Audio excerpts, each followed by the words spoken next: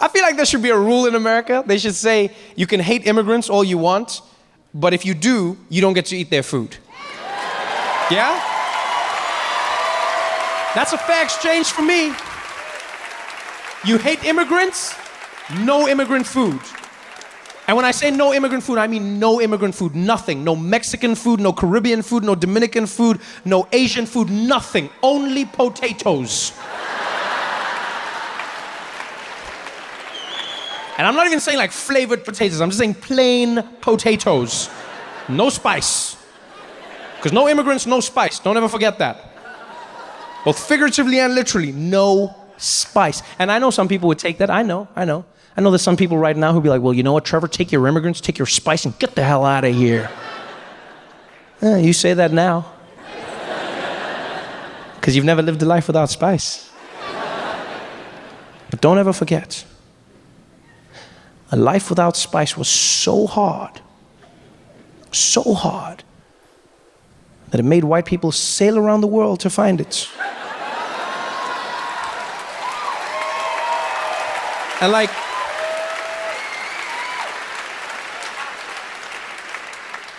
this wasn't regular sailing. This wasn't like a Disney cruise.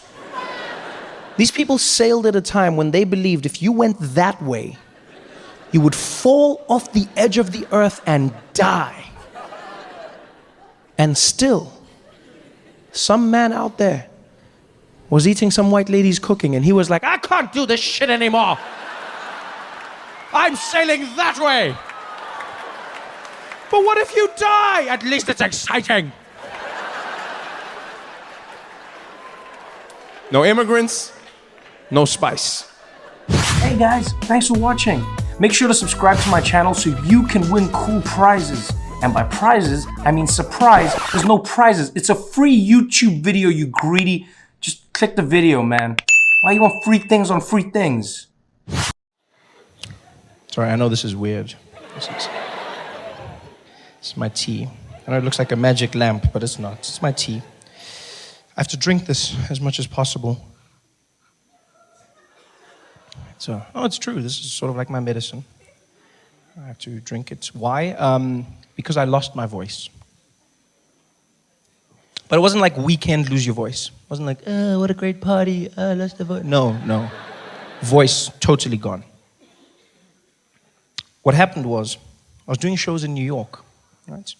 A whole lot of performances. And then one day, in the middle of a show, my voice disappeared. Out of nowhere. I was talking, and then, ESCOM.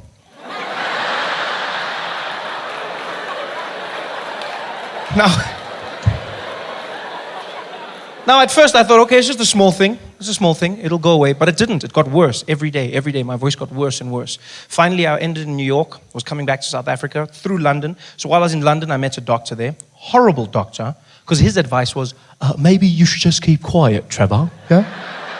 Maybe you should keep quiet. Keep quiet for a few days. And thereafter, what you should do is speak in a confidential voice. Yes? Speak in a confidential voice. That's what he told me to do, speak in a confidential voice. A confidential voice is basically you speaking very softly, very hum. So basically everywhere you go, you talk like this. You know what I mean? This is what you've got to do. Basically like white people in the office, you just got to find the guys. You're not gonna, what's that? No, nothing, we good. Yeah, see you guys at the bra. Don't want those guys. That's a confidential voice. Now the problem with a confidential voice is that you have to lean in when you speak to people, right? And then two things happen. One, I don't know why, but if you speak softly or if you whisper, people will whisper back to you. I don't know why this happens. I went into a shop. I was trying to buy a computer. This guy comes and says, hey, sir, how you doing? You good, man? Are you good? It's like, yes, I just need to buy some computers, please. Oh, you looking at some of those laptops over there? I said, yeah, just some of the MacBooks. Said, yeah, well, over here we got a great range of computers. And what are you doing? Why are you whispering? I'm not whispering. I don't know what you mean. You whispering? Why? It's like I'm injured and now you're limping. What the hell is going on here? The second weird thing that happened was because I was speaking like this, some people thought I was trying to have sex with them. Yeah, it was weird for me at first, and then I realized this actually was happening. The worst incident was when I was visiting friends of mine in Ennerdale, right? And I went to the chicken licken with my boys. We're hanging out. It's a normal day. We're just getting food, you know. We walk up to the counter, the woman's there. She's like, welcome to chicken licken, sir. Can I take your order, please? I said, hi. I would like 4 pieces of chicken, please. She's like,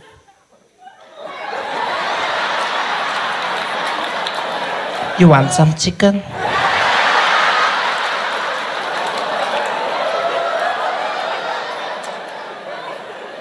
I'm gonna give you the breasts and the thighs.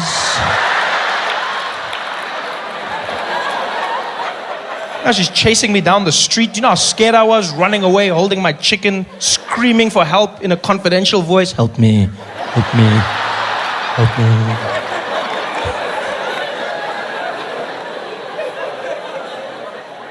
So this clearly didn't help. I come back to South Africa and I meet a doctor here, a voice doctor, who happens to be one of the best in the world. And he does an exam on my voice, finds exactly what I have, hemorrhagic polyp, and he says we have to go in for surgery, which stresses me out. I go, what? We've got to go in for the surgery? He says, yeah, Trevor, that's not helping, just stop doing that. So what do you mean? The doctor says, I don't want to have sex with you, so please stop doing that. We're going in for surgery.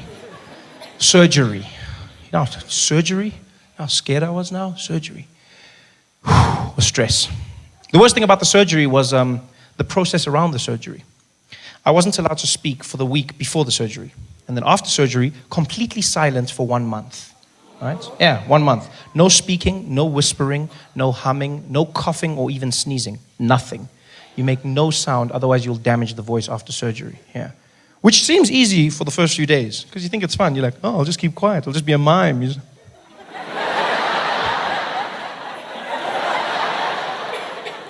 Then it gets boring, and then it gets difficult. Because then you start meeting people that know you and they want to have conversations. Fans in the streets, friendly people, you know. White people were the best to meet, I won't lie. Because white people are just like, they're impatient. I like that, you know. Yeah, white people have no time for anything. I've seen this. White people don't like to wait. They're always in a hurry, always something to do. They just come up to me, they're like, hey, Trevor Noah, right? The comedian. Oh, what, you're not talking? Oh, no voice. All right, cheers, bye. Gone. Out of my life, no stress. I loved it. It's great for me. Not so great for white people, though. That's why they pay so much in traffic fines. Yes. No, it's true. If you guys were just more patient, you wouldn't pay half as much, eh? Yeah. Because black people hardly pay anything. Hardly anything at all. Black people get to the traffic thing. You just relax the situation. That's what you do. You just relax everything. You just get there. You know, guy will come to your window. Baba, outkogang seat belt. And you're like, seat belt. Yeah, no seat belt. Eish, seat belt. Yeah, let's license one. License. Hey, ndoda, let's license wena. Bet you license. Seat belt, license. Bet you license, seat belt. Hey wena, bet you license. Eish, hamba. Just relax it. I've seen white people at roadblocks. They have no patience. They get angrier at the metro cop. They get so angry. It's like he did something wrong. You see them. They get stopped there. So they say, you were speeding. Oh, bloody hell, man. You guys are everywhere. Nobody can drive anymore in this place, man. Yes, like you guys, every bush. I don't know if it's a bush or a metro cop. What the hell is going on here, man? Yes, like you guys, bloody hell. They should start calling you the flora and fauna police, man. What the hell? Guys in the bloody boat. What are you going to do? Are you going to give me a ticket or something? No, I was just saying, yeah, bloody hell. I mean, just give me the bloody ticket. Just give it to, okay, you want the ticket? I'll give you a ticket now. Give you the damn ticket. Yeah, just give me the bloody ticket. Yeah, I've got to do, and your indicator's not working. 1,000. Just bring it down. Just relax. Just be a bit patient. White people have no patience. None. The complete opposite end of the spectrum, and the people I dreaded meeting when I had no voice, was Indians. No. Indians are the worst human beings you will ever meet if you're trying to have short conversations. Because I don't know what it is about Indians, but they're the most inquisitive people you will ever come across in your life. Question after question after question after. It's just like a thing in their culture. They've just got to ask questions. Questions. That's why there's no Indian GPS. You wouldn't get anywhere. You would not get anywhere. You'd be fighting with your car. Take me to Woolworths, please. Why you want to go to Woolworths here, boss? Just take me to Woolworths, damn it. Questions and questions. I met a group of Indian guys one day. It was a Saturday morning. These guys see me. They're very cool. You know, the guy's like, hey, Trevor Noah. Trevor Noah. Hey, what kind, bruh? How you doing, man? Check this out, Fazil. Hey, Fazil, you know this out, bruh? Yeah, the comedian there. Hey, this out. We got all your DVDs there, Trevor. Yeah, we bought them at Fordsburg, man. Hey, man. Hey, bruh, you tops, man. You tops, bruh. Hey, you killing the charos there, man. Killing us there, bruh. When you doing another show, man? What? You're not talking now? You lost your voice. What happened? Hey guys, thanks for watching. Make sure to subscribe to my channel so you can win cool prizes. And by prizes, I mean surprise. There's no prizes. It's a free YouTube video, you greedy. Just click the video, man. Why you want free things on free things? You know, recently because of my job on The Daily Show, I got invited to very prestigious events. You know, I've started getting invited to very, very fancy functions. Functions I would have never been invited to before. You know, recently I got invited to my uncle's wedding. Never knew me before this. And before that, I got invited to an event in New York called the Met Gala, right? A very prestigious event, yeah, where 500 people are gathered together, different personalities from all walks of life come together, you know, actors, singers, painters, musicians, everyone. And you spend a night dressed very nicely, looking at history and art. Just walk around, smiling, looking sophisticated. Yeah, and it's so exclusive that they tell you exactly what you're going to be wearing at the event, right? So they're not dress code, exactly what you wear. So I got phoned. They said, Trevor, we'd like to invite you to the Met Gala. I was like, wow, okay. And they said, and you will be wearing a Ralph Lauren suit. And I was like, well, okay, how much is Ralph Lauren? But they were like, no, we provide it for you. Ralph Lauren is going to be giving you the suit. And I was like, wow, I get to go to the Ralph Lauren store and pick up a suit for myself. They're like, no, the man, Ralph Lauren, is going to give you a suit. Do you know how mind-blowing that is? To meet the man whose name is on your clothing. That was just crazy. Like, that's never happened to me. I've never had the opportunity to meet the person whose name is on my clothing. I've never had the chance to say, pleasure to meet you, Mr. Price. Like,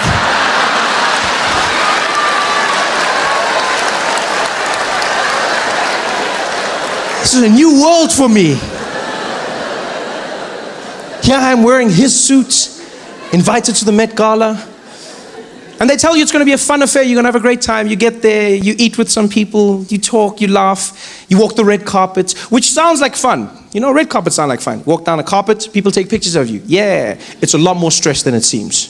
Because you have to look perfect. I didn't know this. Like, you have to look perfect all the time. So, and they're so strict about it that they have a tent at the beginning of the red carpet that you don't see on TV. And in that tent, they prepare everybody. All the celebrities stand in the tent together, and then they make sure everyone's dress is perfect, everyone's hair, nothing is crumpled up, nothing, you know, and you stand there, and everyone's there together, which is really cool because you see all the celebrities like getting dressed basically, and you know everyone. They don't know you, but you know all of them. So like you're there, you're just looking at people, and people are very nice. You're like, hey, how are you? It's like, oh, hi, I'm Trevor. Trevor, nice to meet you. It's like, oh, Beyonce. You're like, yeah. Come on. Yeah, I know you from my bedroom wall. I know you. But you can't say that. You can't say, you see, because you got to look cool. You know, you got to look like you belong. So now you're meeting people that you know, but you got to act like you don't know them, which makes you look like a jackass. Because now I'm there like, Trevor, Beyonce? Beyonce, did I say it? Beyonce? Nice to meet you, Beyonce. Pleasure. JZ, nice to meet you, sir. Yes. You just look like an idiot. So I'm standing there getting ready with everyone. And then there's a guy who basically tells each person to walk out one at a time. Each celebrity, you walk out onto the red carpet. And there's 3 stations on the red carpet. When you walk out, the first section is American photographers. They take pictures for all of their magazines and newspapers. When they're done with you, you move down to the second section. That's the European photographers. They do the same thing for their magazines. And then you move to the last section, Asian photographers, Japan, China, that region. They take pictures, and then you walk into the event. So you walk to each one. They tell you to smile. Don't smile too much. Closes your eyes. Don't not smile. Makes you look angry. And pose with your body and your head. Pose body and head. Because some people make a mistake and then turn. Don't do that. Turn everything at the same time. everything. So I'm ready. I'm like, I can do this. You know, so I'm in the tent with all the celebrities, and the guy's calling people out, lets them out one by one, because they don't want two people in the same shot. They don't want Beyonce there and then me in the background, like, you know? So the guy's like, okay, we're ready, guys. Look, we're ready. Rihanna, let's get Rihanna out. Rihanna, come on, how are you? Good to see you. Come on through. And so Rihanna walks out, you know. Anne Hathaway, Anne, how are you? Come on, Anne, good to see you. Go on, yeah. And then it's my turn. The guy's like, you. Yeah, you. Come on, let's go. Come on.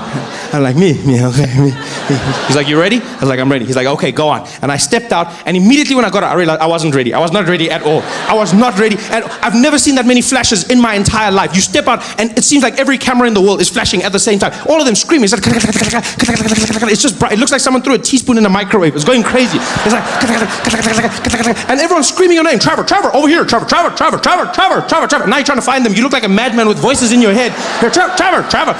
You're like, yeah, speak to me, Jesus. You're trying to fight. You don't know where the thing is coming from. You're like, come on, Trevor. And then one guy throws me off in the middle of it. He's like, Trevor, give us a pose. And I'm like, a pose? He's like, yeah, pose. I'm like, nah, I don't know how to pose. I've never thought of posing. No one told me. So now, like, I don't know what posing is. I've never practiced posing. And then the guy's pose. I'm like, I don't know what's a pose? He's like, come on, something sexy. I'm like, sexy? I don't even know what's it, because I've never practiced. And when I read magazines, I go straight to the women's section. Like, I don't look at the men. I don't see how they posing. I look at J-Lo and Kim Kardashian. So he's like, sexy. I'm like, sexy. So I just go to what I know. I'm just standing there.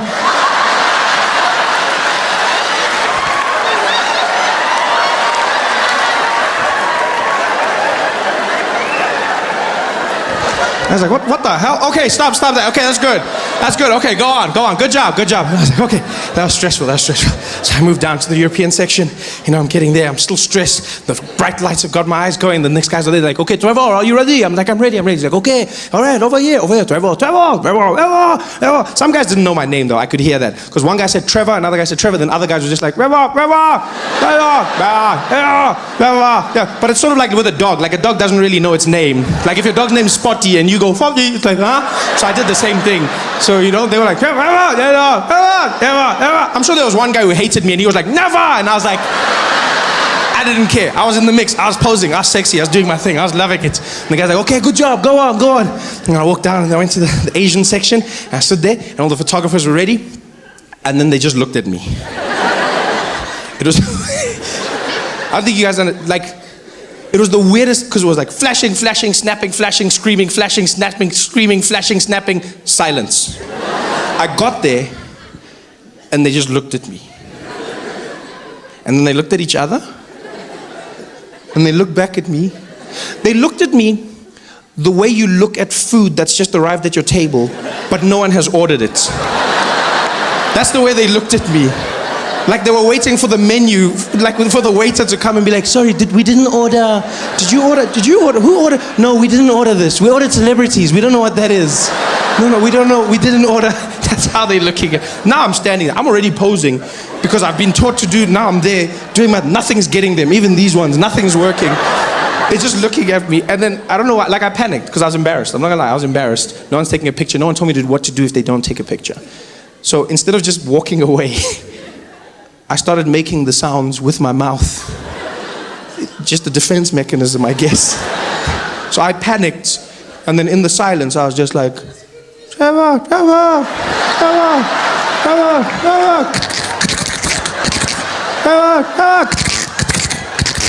And now they're just looking at me like,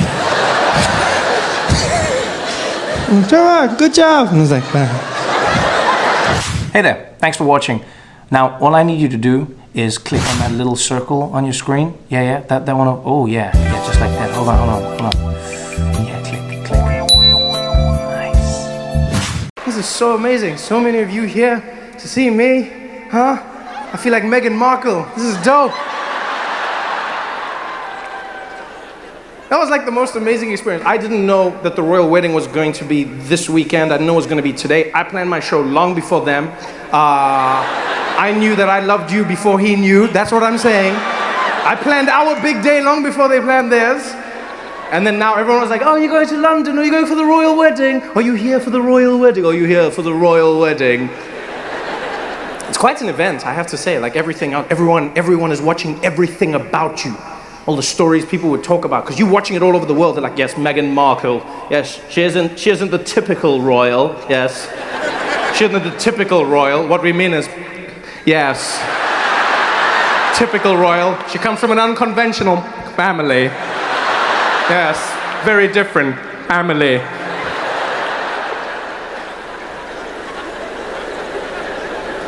And I was like, yeah, man, she does. She comes from an unconventional family. Just like Harry, same thing. Come on. That's true, same thing. And they look good together. It was beautiful. Everyone was stressed out about it. Meghan Markle's family was in the tabloids, the Daily Mail, trying to destroy their lives. Man, when the Daily Mail comes after you, they do not mess around. They will find that one uncle in your family who's an alcoholic and shits his pants. Meet Trevor's Uncle Bobby. I didn't even know I had an Uncle Bobby. Well, now you do, and he shits his pants. And they'll always find a way to try and link it to you like it's your fault. They'll be like, Meghan Markle's uncle's son, Johnny, didn't pay his bills. She doesn't even know him. Doesn't matter. It shows that her family is unconventional. I'm not gonna lie, I was glad that it was the white side of Meghan families that was, I'm not gonna lie. We could not handle that as black people. That is the last thing we needed. Can you imagine if that was the black side of the family? Really? If Meghan's dad was on TV and he was like, oh no, I'm not coming to their wedding, no. Here we see Meghan's father posing for photo. Ah, you caught me again. Oh no, you have caught me. Ah.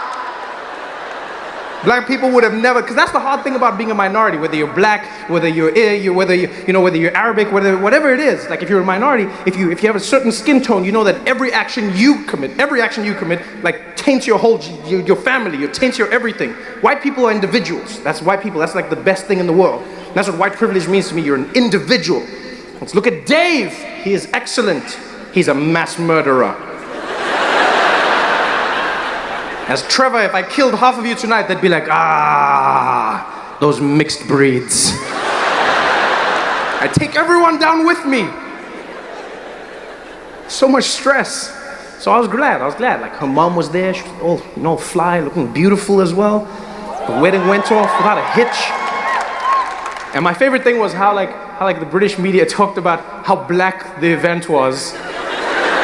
And I understand it. Here's the thing. This is like one of those things where I understand, like they want to talk about it because you're not used to having like a black wedding, right? But so like everyone today, I had like CNN contacted me and they were like, Trevor, would you mind speaking about the wedding and really all the black performers? There was a black cellist and there was a black choir and a black pastor. How do you feel?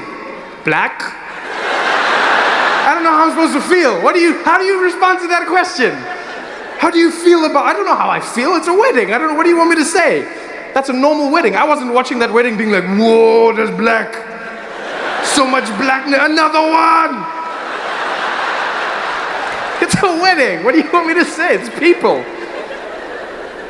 And also like, I feel like people go too far. Like, that's where you realize that there's not enough like diversity in your world, is if you think that made it a black wedding. Let me tell you something, a black cellist has canceled itself out. If you have a black person playing the cello, it's safe to say that you've canceled out the blackness of that event. That's the safest way to introduce blackness into your family. Daddy, I'm dating a black man. What? He plays the cello. All right, bring him in. Even white people think a cello is white. When you walk in with a cello, white people also like, well, what the hell is that, man? It was like, it's the black wedding. It wasn't a black, it was just a wedding. It was a beautiful, beautiful wedding. If it was a real black wedding, it wouldn't have ended. That's a real black wedding. It would never end. If it was a real black wedding, Prince's Nigerian uncle, he would have found like Harry's Nigerian uncle, he would have been in the carriage with them. I'm not paying for this carriage, I'm not riding in it, huh? You want to ride alone, Harry? You want to drive alone? Let me tell you something, huh? Let me tell you something. We are all getting in this carriage, eh? Every single one of us. Adibo, get in the carriage. There's space for everybody. Don't be like that, Harry, huh? This is your family's day. This is not just your day, huh? When you were a little boy, who was there for you, huh? Who was there? That I was here, eh? I was there. Uncle Adebayo was there for you, Harry. Don't be like that, huh? Don't be like that. Huh? Where do you think you got your boss spot from, huh? Where do you think you got that from? That's a black wedding. This was just a wedding that included black people. That's all it was. And it was beautiful. It was beautiful to see all the celebrities showing up, all the famous people. They sang God Sing the... I never noticed that when they sing God Save the Queen doesn't sing. Which I understand. I mean, I feel like that would be a little bit weird. Like, she knows. Like, which is... Like, that's what I like about the Queen. I'm not gonna front. Like, she has a gangster vibe about her. Like, she's gotten to that point where she's like, yeah, I'm the Queen, I'm over it, let's keep it moving. She doesn't act like someone who's the Queen anymore. She's just like, I'm over it, I'm the Queen. And so everyone's standing like, God save our Jesus Christ, and she's like, yeah, I know, save me, I know. I'm not gonna sing it for myself. Come be like, save me, oh, save me. She's like, I don't need you assholes to save me. I drive myself. It was such a beautiful day, every single piece of it. It was wonderful seeing the people in the streets. Everyone had a smile on their face. You know, everyone was happy because like Harry's popular. He's popular in Southern Africa. He's popular in the UK. He's got that cool vibe about him. You know, Meghan Markle as well. He inspired people. The only weird thing in the wedding for me was they had a black pastor, right, African pastor, and this was like, it was weird in a good way. He started giving a sermon, and he started talking about Martin Luther King, and then he started talking about slavery. And I could see in that moment, there were people in the audience who were like, God save the Queen, God save the Queen. Somebody stop this man, God save the Queen.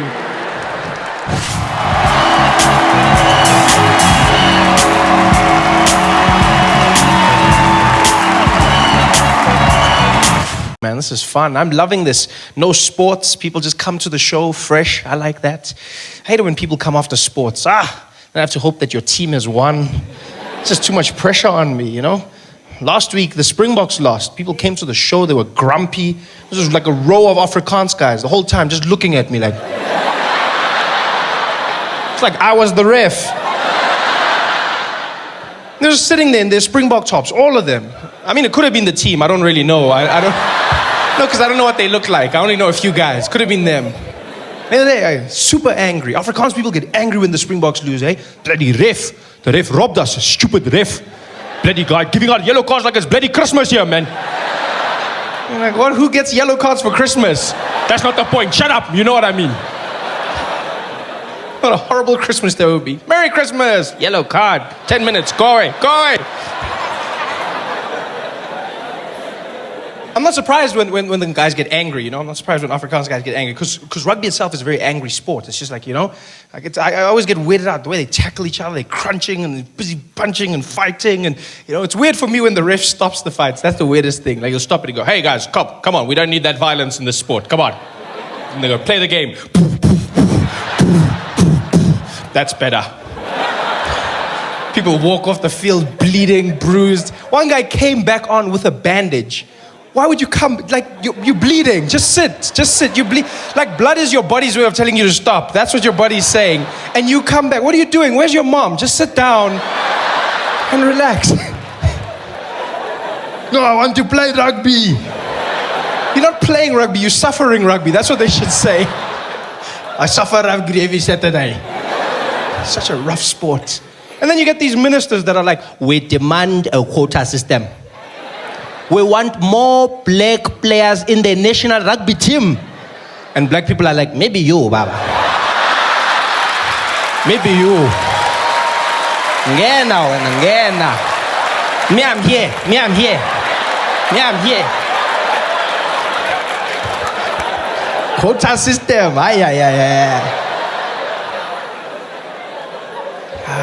It's tough. People get angry when the Springboks, they don't even need to lose a lot. One game and people get depressed, you know? They're like an A student that gets a B and people are worried, you know? Whereas when Bafana loses, no one really cares. Oh, Bafana. We've become so complacent with that team. Like anything is enough for us. Have you noticed that? Anything. Yeah, Bafana's like our special child. Like, you know? Where's there? Like, hey, welcome home, Bafanas. Welcome. What happened? What happened? Oh, you got a D. Well done, boy. Well done, boy. Got a D, eh? Hey, at least you finished the test this time. Well done, Bafanas. Bafana, that's what they do. They lose or they draw. They don't win. No. Drawing is a win for us. Yes, we drew. They lose. Although they won their last qualifying match against Botswana. That was a good thing, yes. Bafana beat Botswana. Yes, the great footballing nation that is Botswana. Destroyed them. 2-1. They won't mess with us again. I'm glad Bafana won. I'm glad, you know. It was a weird match, though. We were in Durban when the match was being played. And it was a weird day because Bafana won, but then they weren't through yet because we needed Ethiopia to lose in order for them to go through, which is always weird. Bafana does that to us. You always have to support other teams and them. It's so much stress. Now you're there. Come on, Gabon. And so Bafana won, but the people in the stadium didn't know the other results. So they were happy, they were cheering. They thought we're going to Brazil. People were happy. The guy in the stadium, well done, Bafana. People, yeah, unfortunately. Ethiopia has qualified for the Brazil World Cup. It was the first time in my life I heard a depressed and confused vuvuzela, eh? Sounded like an animal dying in a corner somewhere. Because 1 minute it was confident, it was there like...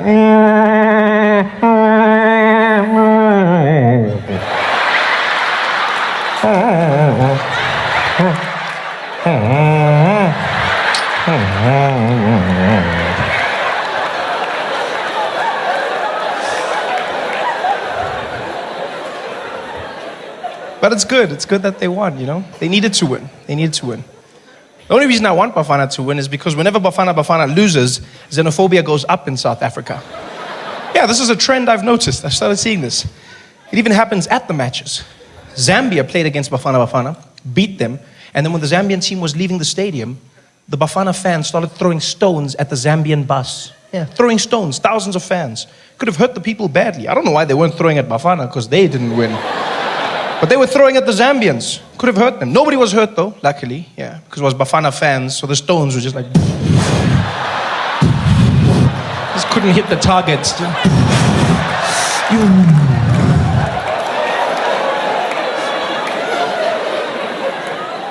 Xenophobia always goes up, yeah. It's gotten so bad that foreigners have started supporting Bafana now. You go to the matches and you'll see giant guys in skinny Bafana shirts shouting, Jabalala, can I go pass that ball for him? Pass that ball for that man. That's it, Nigeria can take that ball, you can now shoot that one. Why don't shoot for that man, huh? Why don't shoot for him? You're like, yo man, you're Nigerian. Support Nigeria. It's like, I support my life, huh? Don't worry about me, I support my life. And I can store that thing for you, Kuna.